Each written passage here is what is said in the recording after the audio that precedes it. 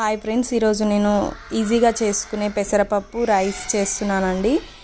దీనికి ముందుగా మనము ఒక గ్లాస్ పెసరపప్పు, ఒక గ్లాస్ రైస్ తీసుకొని దాన్ని బాగా వాష్ చేయాలండి. వాష్ చేసిన తర్వాత మనము ఇప్పుడు 2 గ్లాసెస్ తీసుకున్నాం కాబట్టి 2 గ్లాసెస్కి ఒక గ్లాస్ రైస్కి 2 గ్లాసెస్ ఆఫ్ వాటర్, ఒక గ్లాస్ పెసరపప్పుకి 2 గ్లాసెస్ ఆఫ్ వాటర్ తీసేసుకొని ఒక స్పూన్ సాల్ట్ వేసేసుకొని విజిల్ పెట్టేసేయాలండి. ఈ విధంగా విజిల్ పెట్టిన తర్వాత 2 విజిల్స్ వచ్చే వరకు వెయిట్ చేయాలండి. 2 విజిల్స్ వచ్చిన తర్వాత ఆఫ్ చేసేసి విజిల్ తీసేసిన తర్వాత మనం ఈ విధంగా ఉన్న రైస్ని ఏం చేయాలంటే స్మాష్ చేసేసుకోవాలి. మొత్తం పప్పు గుత్తి తీసుకొని ఈ విధంగా స్మాష్ చేస్తే స్మూతీగా అయిపోతుంది. దాన్ని ఒక బౌల్లోకి ట్రాన్స్ఫర్ చేసుకోవాలి. చేసుకున్న తర్వాత ప్యాన్ పెట్టేసి ప్యాన్ కొంచెం హీట్ అవ్వగానే మనం నెయ్యి తీసుకోవాలి. కట్టె పొంగల్కి ఎప్పుడైనా నెయ్యితో పోపు వేస్తే చాలా టేస్ట్ ఉంటుందండి.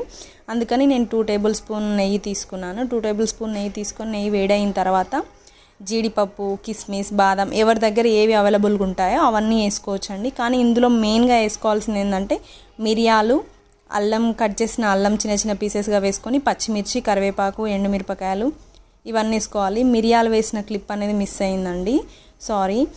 తర్వాత జీలకర్ర, ఆవాలు ఇవన్నీ కామన్గా వేసేసుకోవాలి. ఇందులో పసుపు మాత్రం వేయొద్దండి. ఈ విధంగా వేసుకున్న తర్వాత వేయించాలి. ఎవరి ఇష్టం వాళ్ళది, ఇష్టం ఉంటే వేసుకోవచ్చు.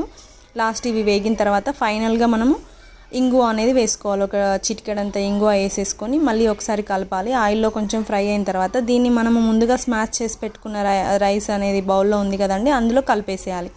ఈ విధంగా ఈ పోపుని ఇందులో వేసిన తర్వాత దాన్ని ఒకసారి ఓవరాల్గా మిక్స్ చేసేసుకొని తింటే వేడివేడిగా ఉండే పొంగల్ అనేది రెడీ అయిందండి. తినడానికి చాలా టేస్ట్ ఉంటుంది. వేడి ఉన్నప్పుడే తినాలి. వేడి పోయిన తర్వాత దీన్ని ఇంత పెద్ద టేస్ట్ కూడా ఉండదండి. ఈ వీడియో మీకు నచ్చితే లైక్ చేయండి. ఏమైనా తప్పు చేసి ఉంటే కామెంట్ రూపంలో తెలియజేయండి. Thank you so much friends.